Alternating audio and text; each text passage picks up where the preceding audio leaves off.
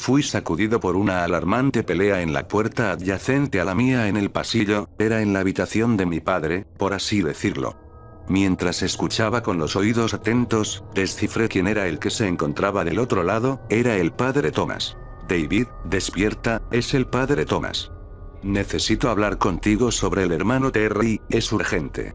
Escuché la puerta de mi padre abrirse y su voz cansada atrajo a su inesperada visita.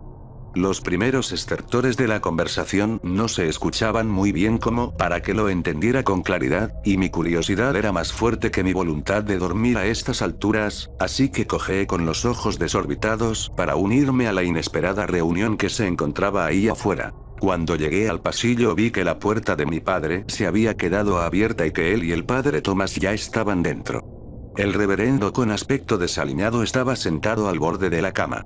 Su apariencia, para mí, era preocupante. Ya no era el hombre pulcramente cuidado y antiséptico que habíamos visto salir de la prisión solo unas horas antes.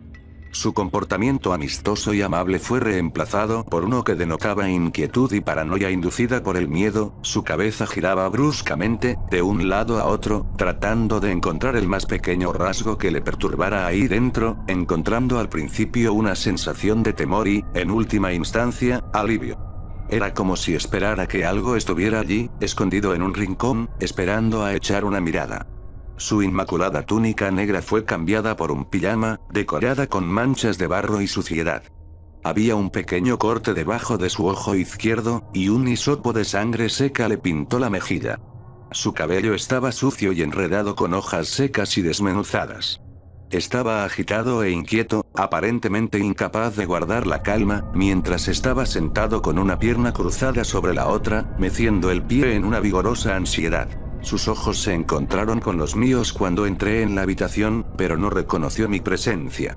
Mi padre estaba apoyado en una pequeña mesa fija en la pared adyacente a la puerta abierta con los brazos cruzados, con una expresión demacrada y preocupante, presumiblemente procesando la maníaca información que le acababan de transmitir. El padre Thomas miró a mi padre, ¿la sala de fumadores?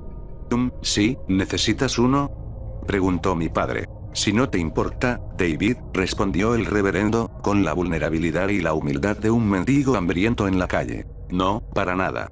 Aquí, mi padre metió la mano en el bolsillo de su abrigo que estaba sobre la silla de al lado y le dio un cigarrillo al padre Thomas. El padre entonces analizó cigarro y lo sostuvo con un dedo tembloroso mientras mi padre extendía un encendedor y lo encendía para él. Inhaló profundamente durante un largo periodo de tiempo, enjaulando la nicotina en sus pulmones mientras cerraba los ojos. Después de un momento exhaló y una columna de humo llenó el aire a su alrededor. Así está mejor, dijo, con sus nervios notablemente más tranquilos. Perdona, entra hijo, cierra la puerta detrás de ti. Hice lo que me pidió y luego me dirigí al interior de la habitación para aclarar y pedirles que recapitularan lo que me había perdido. Entonces, ¿qué está pasando? Te he oído mencionar algo sobre el hermano Terry. Escapó, respondió mi padre, y su breve respuesta no ayudó mucho a mi confusión. ¿Escapó? ¿Cómo? ¿Cuándo? ¿Lo atraparon? ¿Saben dónde puede estar? Mi padre empezó antes de que el padre Thomas lo interrumpiera fríamente. Está en mi maletero, el reverendo dijo con un tono frío antes de inhalar otra bocanada de su cigarrillo. Espera, ¿está en tu maletero? Mi padre jadeó, en un tono que revelaba que su conversación nunca pasó por ahí. Sí, respondió el reverendo con un tono de vaguedad irritante. ¿En tu baúl? El maletero del coche en donde condujo hasta aquí. La asombrosa incredulidad de mi padre no cedió, ya que me encontraba haciendo eco de lo que podría estarse preguntando para sus adentros. Nunca debimos haber bajado a esos pasillos embrujados. El padre Thomas suspiró mientras una ola de luto lo invadía. Lo que sea que haya estado ahí abajo, ¿qué demonio acechaba en esos oscuros pasillos? Bueno, yo no tengo dudas de que ahora tiene a Terry. Espere, padre, interrumpí, con todo el respeto, parece que tú eres el que tiene a Terry. Sí, hijo, de hecho así es. Y la verdad es que todo esto es culpa mía, debí haber luchado contra la bestia yo solo, sabía que los demás, por muy bien intencionados que fueran, no estaban preparados para enfrentarse a esa clase de maldad sin sufrir las consecuencias. Acorralamos a la criatura con versículos de la Biblia y los artefactos sagrados y lo logro expulsar con éxito de su morada terrenal. Pero, me temo que no regresó al infierno de donde vino, sino que envió a sus legiones a las celdas de la prisión más cercanas a él. Siendo Terry el más cercano, y sospecho que el más infestado por estos espíritus, recé para equivocarme, pero esta noche no pude negar que Terry estaba de hecho horriblemente poseído. Me encontraba acostado en la cama, no habiendo pasado ni 2 horas, leyendo las escrituras y preparando el sermón de la semana que viene, como cualquier otro domingo por la noche. Al dejar la Biblia y mis notas a un lado para ir a dormir, sentí una rápida y manifiesta sensación de oscuridad inminente que impregnaba la habitación. Instintivamente agarré mi rosario y comencé a limpiar la habitación a través de la oración. Sin embargo, fui interrumpido cuando oí un árbol abeto golpeando la ventana de mi dormitorio. Miré nerviosamente a través de las persianas que rechinaban y alguien se veía, bueno, era el hermano Terry, que me miraba a través de la ventana con no muy buenas intenciones. Pero, dije, solo porque escapó y descubrió dónde vives, no veo cómo eso signifique de que esté poseído por un demonio. No, tienes razón, concordó conmigo el reverendo con una voz ronca y susurrante, normalmente diría que es un recluso descontento, bajo una perspectiva aterradora de verlo por supuesto. Sin embargo, la ventana de mi dormitorio está en el 2.º piso, y debajo hay una pared escarpada hasta el suelo. Así que verle mirándome a través de esa ventana en particular, bueno, ya se entiende. Cuando lo vi, haciendo lo que solo puede describirse como flotar, yo inmediatamente corrí hacia la puerta del dormitorio cuando oí el cristal romperse detrás de mí. Alcancé la perilla solo para sentirme sacudido hacia atrás a través del marco vacío y ver el exterior de mi casa que ahora se encogía rápidamente en la creciente distancia delante de mí. Mientras me llevaba con prisa bajo el viento que azotaba el cielo nocturno, gritaba las cosas más horribles. Cosas que mi juramento al sacerdocio no me permitía decir. Aparte de las insidiosas amenazas que repetía constantemente. Dame el libro, sacerdote. Dame el libro. Mi mente movía de un lado a otro y todo lo que podía pensar era que él debía estar pidiendo la Biblia que reposaba en mi mesita de noche. Así que le dije que estaba en casa y que la recuperaría si me devolvía sano y salvo. Mientras lo hacía, él se detuvo abruptamente en el aire mientras volábamos a metros sobre las copas de los árboles. Sentí que su sujeción cambió mientras sus brazos me envolvían el pecho y luego de repente gritó de dolor, como si hubiera tocado por error el extremo punzante de un fierro caliente. Pude ver una fresca y supurante quemadura en su brazo en lo que me pareció que tenía la forma de un crucifijo. Fue entonces cuando recordé el rosario que todavía adorna mi cuello. Tiré de la cadena para liberarlo, rompiendo el cierre en el proceso, y agarré con fuerza la cruz que colgaba de su extremo en mi mano. Entonces dije una oración, y la arranqué para posteriormente incrustarla en la carne de su muslo. Me dejó caer de sus brazos con un fuerte aullido mientras ambos descendíamos a toda velocidad al duro cojín de árboles de abajo. Me estrellé violentamente contra las hojas, dejando una estela de ramas quebradas que marcaban el camino de mi descenso de los cielos. Finalmente, un gran conjunto de ramas me atraparon misericordiosamente entre ellas. Dios debe haber guiado mi caída mientras salía del impacto relativamente ileso, solo pequeños rasguños y moretones para contar. Sin embargo, mientras me desenredaba y subía el resto del camino hasta llegar a un lugar seguro, vi que Terry no había sido tan afortunado. Fue empalado en el tronco de un pequeño roble caído, con su astilla incrustada directamente en el pecho. Una visión muy perturbadora, puedo asegurar, lo más perturbador de todo, sin embargo, fue que él estaba todavía vivo, todavía me maldecía con el mismo vigor rencoroso, parecía que estaba más preocupado por estar atrapado allí que por su, según lo que podía deducir, herida fatal. No perdí el tiempo pensando en el porqué y el cómo de la escena, sin embargo, rápidamente me apresuré a volver a mi casa. Una vez allí reuní todas las cuerdas, rollos de cinta y cadenas que pude encontrar, así como todos los objetos sagrados que mis brazos podían llevar. Lo tiré todo en el asiento trasero de mi coche y encendí el motor. Pero entonces, cuando empecé a conducir de vuelta a donde Terry estaba, recordé algo. El libro que había estado pidiendo, pensé que tal vez estaba hablando de mi Biblia, pero entonces me di cuenta. Había obtenido un diario, hace ya algunos años, que un guardia había confiscado a un recluso que lo sacó de contrabando de las calderas. El diario pertenecía originalmente a un hombre llamado Abner Handy, o como se le conoce coloquialmente entre los prisioneros, Dudubo. Había tomado el diario confiscado para traducir su idioma extranjero, y después de meses de diversos grados de éxito traduciendo sus pasajes ahora descansaba en un archivador cerrado con llave en mi oficina. Tenía a varios de los internos, que frecuentaban la capilla en ese momento, ayudándome a interpretar sus páginas, el hermano Terry entre ellos. Me di cuenta de que este debía ser el libro que buscaba. Volví corriendo a casa y revisé todo el contenido del gabinete, de donde recuperé el diario y luego conduje los casi 800 metros hasta el lugar desde donde los gritos despectivos de Terry aún se podían oír en el bosque. Cuando llegué me sentí aliviado al ver que no había podido liberarse, y con él todavía impedido, aproveché la oportunidad para atarle los brazos y las piernas. Luego lo levanté y le quité la astilla que sobresalía de su caja torácica, para encontrarme con una enorme perforación circular que era lo suficientemente amplia como para ver el maletero abierto de mi coche aparcado detrás de él. Lo até con cadenas y la cuerda que quedaba y lo arrastré por la tierra mientras él continuaba con su ataque de obscenidades. Lo empujé hasta el parachoques trasero y lo hice rodar hasta el maletero, donde procedí a sellar su boca con una exuberante cantidad de cinta adhesiva.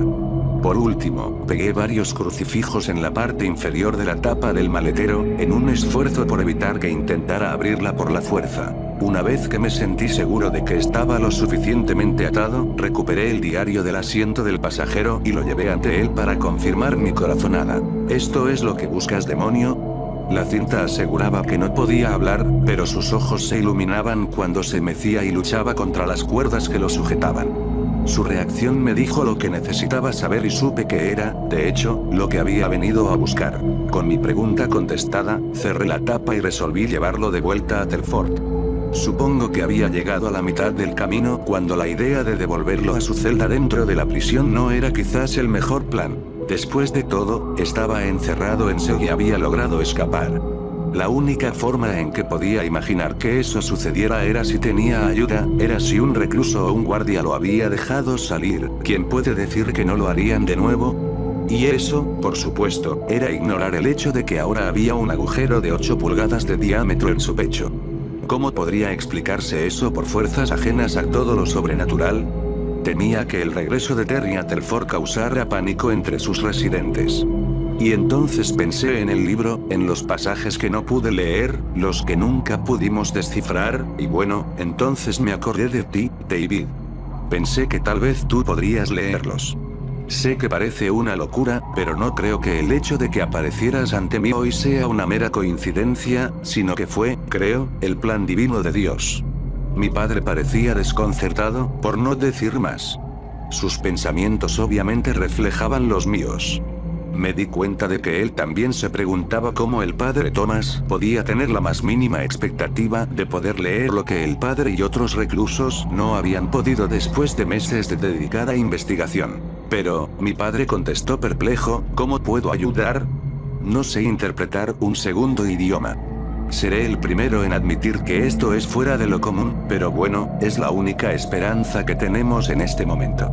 Verá, la mayor parte del diario está escrito en latín, arameo y hebreo, y aunque es difícil de entender, puedo barajar otras opciones para descifrar esas páginas. Algunos de los pasajes, sin embargo, están escritos en un lenguaje aún más primitivo. Un lenguaje descrito en algunos de los pasajes en este mismo libro como, el lenguaje original, el lenguaje, de los muertos. Y bueno, a partir de la información que puedo obtener de las secciones descifrables, solo puede ser leído por los muertos. A veces deduje que el alma atrapada de Abner lograba liberarse y derramaba tinta en las páginas desgastadas del diario. Se revelaba en forma de gritos desesperados por ser liberado y a veces, transmitía información bastante interesante. Entre sus mensajes de desesperación, escribió una entrada donde describía al demonio, que ahora lo tenía cautivo. Parecía ser un hechizo de transferencia, que instruía al lector sobre cómo controlar el espíritu y posiblemente cómo poder devolverlo a las profundidades del infierno desde donde vino. Sin embargo, el conjuro en sí mismo, está escrito en la lengua muerta y yo, no cualquier hombre que esté vivo, puedo traducirlo. Me avergüenza decir que fue la arrogancia lo que me llevó a ignorar las instrucciones del libro mientras conducía a esos hombres al laberinto abandonado de la prisión. Mi entrenamiento como sacerdote me convenció falsamente de que estaba preparado para despachar el mal. Ahora veo la importancia de estos libros malditos, advertencias que no fueron atendidas, que Dios me perdone. Bien, interrumpí con total desvergüenza, pero si solo puede ser leído por los muertos entonces, bueno, ¿cómo podría mi padre esperar leerlo? Nunca se lo dijiste, ¿verdad, David? El reverendo se dirigió sombríamente a mi padre. Me dijo, ¿qué? Mi padre suspiró con remordimiento, no quería preocuparlos, chicos, metió la mano en su abrigo y sacó un cigarrillo antes de continuar. Supongo que a los pocos meses de estar encarcelado, me desplomé al venir del patio.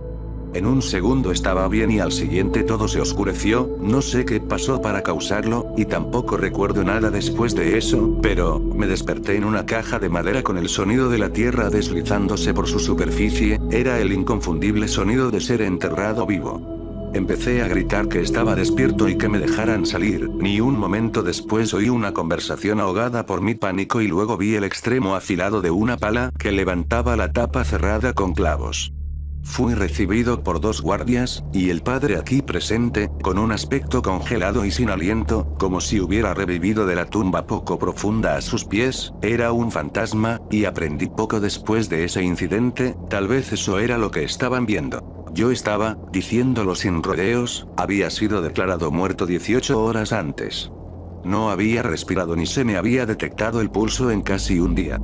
Pero ahora, de repente, estaba vivo y notablemente sano. Los días siguientes me convertí en una especie de rata de laboratorio mientras los médicos y enfermeras me examinaban infructuosamente en busca de respuestas a lo que acababa de experimentar. Al final nunca se descubrió la causa y desearía saber más sobre todo esto, pero, honestamente, es solo un espacio en blanco. Suponiendo por lo que creo que el padre Thomas estará infiriendo, asumo que él espera que el tiempo en que estuve en el otro lado funcione como una especie de tecnicismo y permita despejar las partes aún no traducidas del diario. Sí, David, tienes razón en tus suposiciones. Si no te importa, me gustaría que intentaras leer las instrucciones de Abner. Quiero decir, lo intentaré, pero no creo que sirva de mucho. Siento que sabría si por arte de magia hubiera aprendido ese segundo idioma. Todo lo que pido es que lo intentes, dijo el padre Thomas mientras iba y sacaba un libro encuadernado en cuero que había metido en la banda de la cintura de su pijama. He aprendido hasta donde he podido de los textos crípticos del libro, profesó mientras se lo entregaba tentativamente a mi padre. Espero que tengas más suerte. Claro, pero, ¿qué es exactamente lo que estoy buscando? Preguntó mi padre mientras tomaba el diario y comenzó a escudriñar tibiamente sus páginas. Abner escribe que el espíritu que le persigue ha sido desplazado. Cuenta que el espíritu habitó una vez un poderoso demonio, un demonio que también está familiarizado con los reclusos de Telford. Un demonio que creo que tú también pudiste haber encontrado, David. Respondió mi padre desconcertado por la afirmación del reverendo. Creo que te saludó una vez. ¿La criatura del bosque? Le postulé. Precisamente, confirmó el padre. La criatura es el cuerpo anterior de ese espíritu, a falta de una mejor descripción. Ahora la bestia no es más que una cáscara sin alma, actuando por nada más que el instinto y la memoria muscular. No sé cómo el espíritu ha llegado a ser desalojado, tal vez por elección, pero sospecho que para destruirlo, debe ser devuelto a su forma original. Creo que el conjuro de Abner detalla cómo podemos hacerlo. ¿Vale? Brindo porque tengamos éxito. ¿La página? Preguntó mi padre. La última, contestó el reverendo con el aliento entrecortado. Mi padre hojeó el diario y llegó justo antes de la contraportada. Sus ojos buscaron intensamente, intentando desesperadamente encontrarle sentido a las marcas jeroglíficas. Lo siento. Una exhalación de derrota salió del padre Thomas con el sonido de la disculpa arrepentida de mi padre, pero entonces, no, espera, las palabras que, me tomó un minuto pero yo, puedo leerlas. Padre Thomas, de repente revigorizado, saltó rápidamente de donde se encontraba en dirección hacia mi padre, mirando por encima de su hombro las páginas del diario. ¿Qué dice David? Rápido, no tenemos ni un momento más. Dice, bueno, no creo que pueda traducirlo al inglés, pero esencialmente es una lista de palabras para ser leídas en orden, dando al hablante de las palabras el control del espíritu, o demonio, bien, el control de dónde va más bien. Puedo leerla pero sigue siendo muy confusa.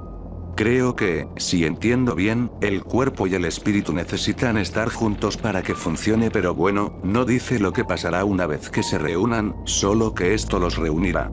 ¿Y si reunirlos solo hace más fuerte al demonio?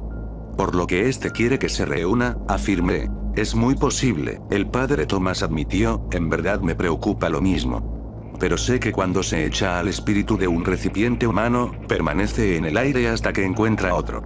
Eso es lo que le pasó a Terry, a Briggs y a ese joven guardia, Oates. Se dispersó entre ellos, enviando su legión de demonios en dirección hacia la primera alma vulnerable que vieron. ¿Oates? Era el joven guardia de la estación de control, recuerdo haber leído su nombre en su uniforme. Por eso sabía que no tú no. Él te ha visto antes, desde los conductos de ventilación del MC, le pregunté a mi padre. Sí, respondió el padre Thomas, y cuanto más pienso en ello, bueno, tiene sentido que el demonio haya usado Oates para liberar a Terry de su celda esta noche. Quiero decir, ¿quién más podría o habría podido liberarlo? Entonces, ¿crees que el espíritu fragmentado está controlando a los tres hombres simultáneamente? ¿Qué hay de Briggs? ¿Por qué no lo libera a él también? Lo cuestioné. Bueno, como dije, Terry era el hombre más cercano al demonio cuando este fue disipado, y como resultado, creo que la mayor parte del poder del demonio ahora reside en él. Y en cuanto a Briggs, bueno, él está muerto, su cuerpo fue descubierto arrugado y momificado, parecía como si su vida hubiese sido succionada hasta morir. Y aunque no puedo probarlo, creo que fue obra de Terry, consumir y reagrupar a los espíritus dispersos. Por lo que sé, Oates también está muerto ahora, víctima del mismo malicioso destino. Bien, bueno, joder, murmuré, lo siento padre, perdona mi lenguaje. Pero déjame intentar resumir esto, así que tenemos que atraer de alguna manera a la bestia de los árboles al mismo lugar que Terry, y luego mi padre tiene que leer las palabras mágicas y luego podemos matarla, con suerte. ¿Alguna idea de cómo hacerlo? ¿Podemos meterla en una jaula con los objetos sagrados? Parece que le hacen efecto a los espíritus. Me temo que los objetos sagrados no son de utilidad para la criatura. Recuerda, no es malvado, más bien es como un animal, un crucifijo no causará la misma reacción letárgica que en su anterior huésped. Necesitamos conducirlo a un área confinada de alguna manera, pero la logística de cómo lo haremos, se me escapa. Mi padre, que había estado hojeando el diario, parecía haber encontrado algo interesante en una de las páginas, sin siquiera mirar hacia arriba nos iluminó de su descubrimiento. Creo que tengo una idea, Vudú, quiero decir, Abner, escribió algo sobre un ritual que involucraba los corazones aún latiendo de 8 hombres muertos. Sacrificios humanos, que cuando todos se consumen, crearán una nueva alma dentro de su consumidor. Los carniceros. Grité, interpretando las palabras de mi padre, pero no había 8 de esos. ¿Tal vez un repuesto? No, no un repuesto, el octavo debía ser usado como una especie de doppelganger. La bestia solo necesita 7 para crear una nueva alma, y después de haberlas devorado, transfiere la nueva inocente alma al recipiente vacío restante. Después de transferir su alma, se convierte de nuevo en un cascarón, volviendo a un estado de hibernación catatónica, esperando la próxima vez que sea convocada. Creo que tal vez así es como el espíritu que acecha a los respiraderos se separó en primer lugar. La criatura está haciendo copias. Ramírez y el guardia quemaron el octavo, si no recuerdo mal, así que si la criatura consume el séptimo costal de carne, estará lleno y no habrá ningún lugar donde transferir el espíritu que posee a Terry. Según mis cálculos solo se han contabilizado un puñado de los sacos de carne, y creo que sé dónde pueden estar escondidos los otros. Perdóname, pero, ¿costales de carne? Preguntó el padre Thomas. Es una larga historia, respondió mi padre, pero durante las guerras sagradas se encontraron 8 hombres despellejados vivos en los pasillos de la prisión sin piel ni corazón. Theo Johnson me dijo más tarde que vio las pieles en el bosque, rellenas de heno y caminando sin rumbo por los árboles. De todas formas, como has podido comprobar, creo que la criatura del bosque las está cazando. Y bueno, es arriesgado, pero creo que si podemos capturar una, bueno, tal vez podamos usarla como cebo para guiar a la criatura y atraparla en algún lugar. Bien, ¿cómo encontramos estos cadáveres reanimados?, preguntó el padre con curiosidad. Cuando trabajaba con sabuesos en las perreras, comenzó mi padre, me llevaban a una pequeña abertura que bajaba entre unas grandes rocas. Solía oír algo que se movía ahí abajo y siempre había heno en las cercanías, creo que ahí es donde se esconden. Si pudiéramos llegar a la propiedad de la prisión y de alguna manera atraer a un costal de carne de la cueva, tengo la sensación de que después de eso no tardará mucho en encontrarnos la criatura. Pero ¿cómo entramos en las puertas? No es exactamente un argumento convincente para decirle a los guardias que dejen entrar a un sacerdote, un ex convicto, y a su hijo para vagar libremente por los terrenos para cazar demonios, sin mencionar al fugitivo poseído en el maletero, dije, expresando mi escepticismo sobre el plan que tenían en mente. Déjamelo a mí, ofreció el padre Thomas, puedo hacer algunas llamadas, y dependiendo de quién esté de guardia, puedo negociar mucho o un poco de tiempo para que no haya vigilancia en las puertas. Con eso, el padre Thomas sacó su viejo teléfono, como de 10 años, de su bolsillo y salió al pasillo. Un momento después oí su débil voz pidiendo nuestra entrada con un desconocido al otro lado de la línea. Me tomé un tiempo a solas con mi padre para hacerle algunas, muy serias preguntas. Entonces, ¿moriste? ¿Y no nos lo dijiste? No quería preocuparte, y además, una vez que terminara y todo estuviera en orden, ¿de qué serviría decirlo? Supongo, concedí a regañadientes, pero ¿realmente no recuerdas nada? ¿Nada en absoluto? Dudó por un momento y luego habló de manera considerada y grave. Bueno, recuerdo que corrí a través de una oscuridad interminable, todo estaba muy negro y el piso se sentía caliente, como si quemara mis pies descalzos. Corrí sin rumbo durante días y nunca pude golpear una pared, y la textura que sentía del suelo nunca cambiaba. Recuerdo haberme sentido tan sediento y cansado, pero sabía que no podía parar o me atraparían. ¿Quién te atraparía? Yo, no estoy seguro, estaba demasiado oscuro para ver, pero por detrás oía a alguien o algo siguiéndome. Sonaba como una manada de lobos, pero se sentía más siniestro que eso, y cuando gritaba, escuchaba varias voces respondiendo, todas diciendo lo mismo al unísono. Tu alma nos pertenece ahora. No sé lo que era, pero sabía que tenía que alejarme de ahí. Después de lo que parecieron semanas de persecución constante, vi un vago tono amarillo a lo lejos y, bueno, cuando lo alcancé me desperté en una caja de madera de mala calidad, en una tumba poco profunda, mi tumba. Pero, como dije, no recuerdo haberme desmayado o muerto. Solo recuerdo la pesadilla que siguió, corriendo y eventualmente, despertando. Por eso Voodoo te recuerda, ¿verdad? Debió ser él y sus legiones quienes te perseguían, y el guardia, Oates, lo que quería de vuelta, es tu alma, ¿no?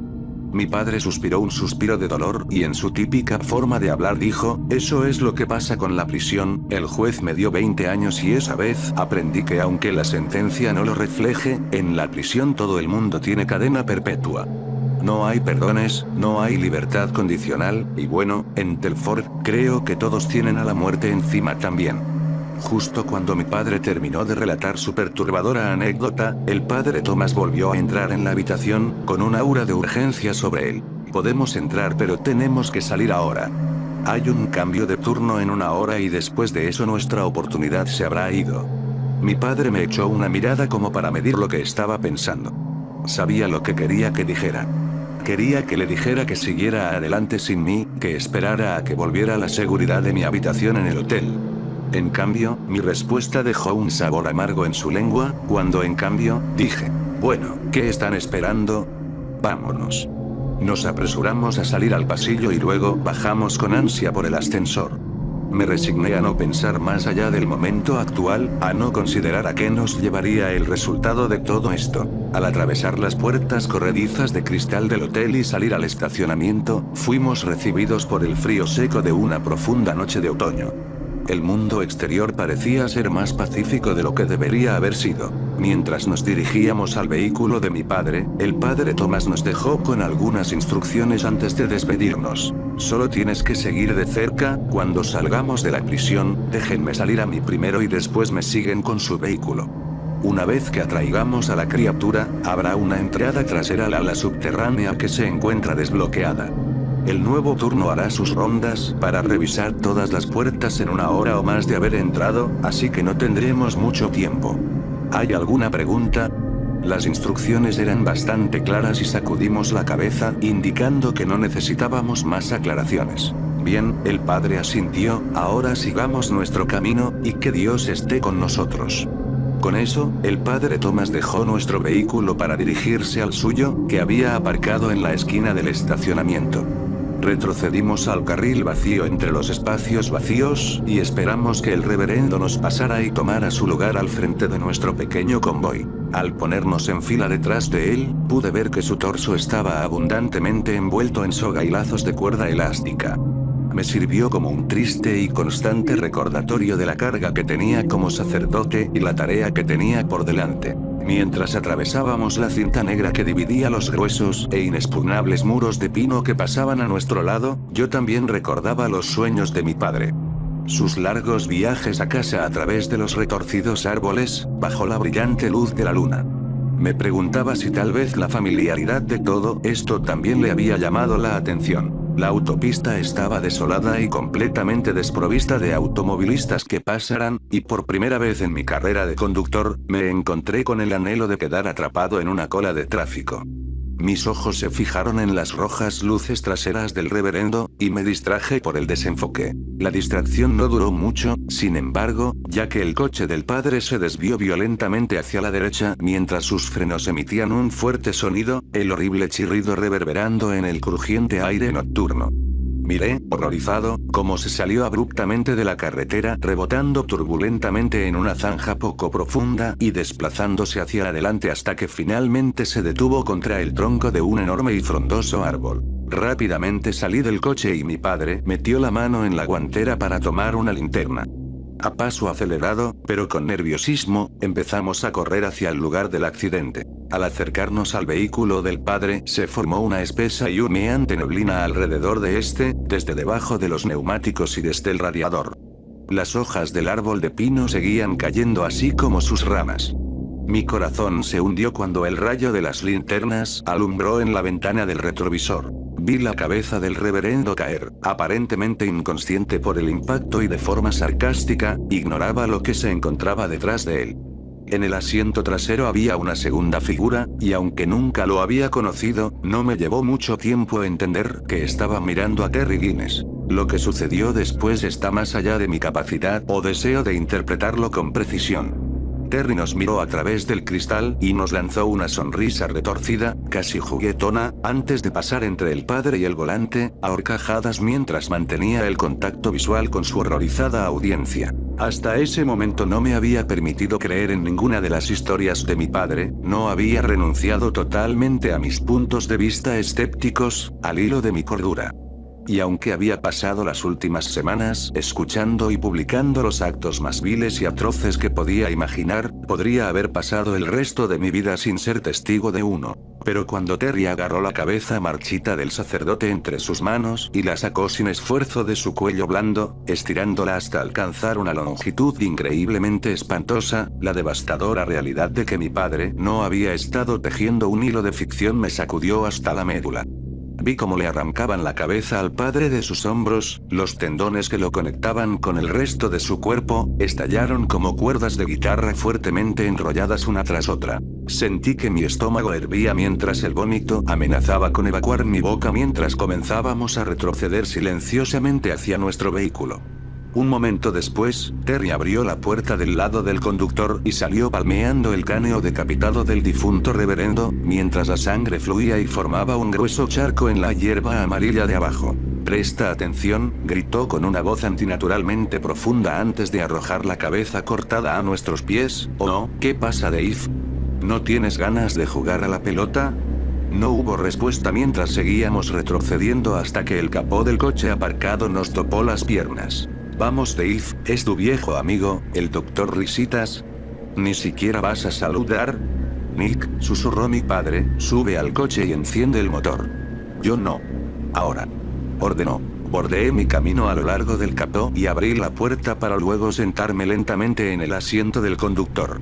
Giré la llave y mientras los faros iluminaban la oscuridad que había delante, el inquietante rostro de Terry se grabó en mi mente. Sus ropas blancas de prisión estaban manchadas en múltiples tonos de rojo que indicaban que estaban empapadas en algo más que la sangre del padre. Sus ojos eran esferas negras brillantes encerradas en horribles cavidades oculares. Su expresión contaba una historia de puro odio mezclado con una maniática sonrisa. A través de su pecho, tal como el padre había dicho, había una abertura a través de la cual podía ver los árboles iluminados detrás. Y sus pies, bueno, no tocaban la tierra debajo de él mientras el aire se movía por debajo. A medida que se acercaba cada vez más, mi creciente ansiedad era palpable. Sube al coche, insté a mi padre. Solo ponlo en marcha, gritó.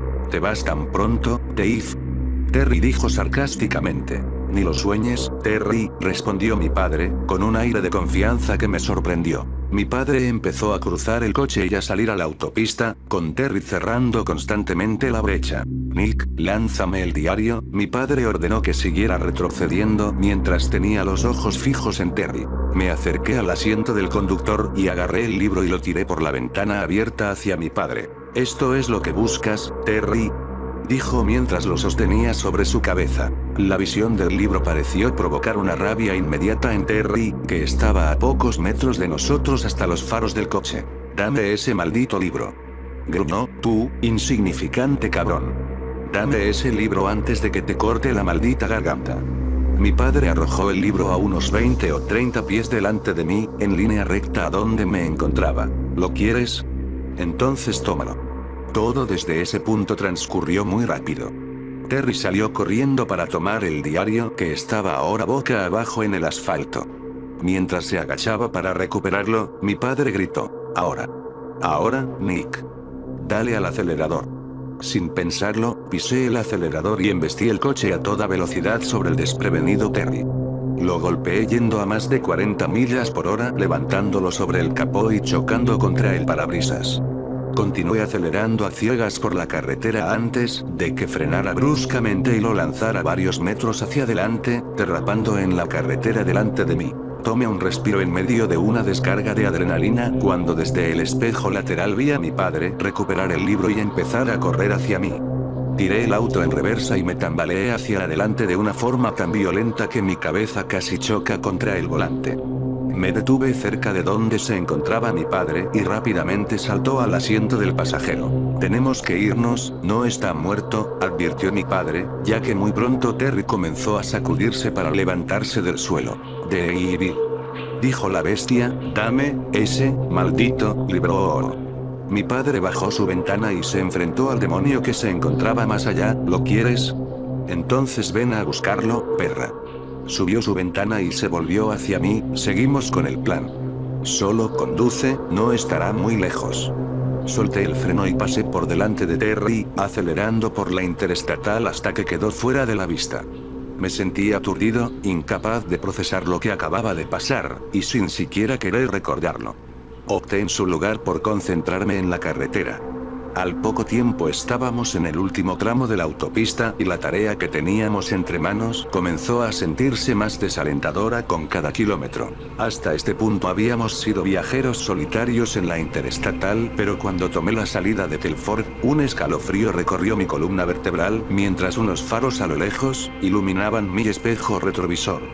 Cuando pasamos bajo un tramo de tenues luces de la autopista, para mi miedo absoluto, reconocí el coche detrás de mí.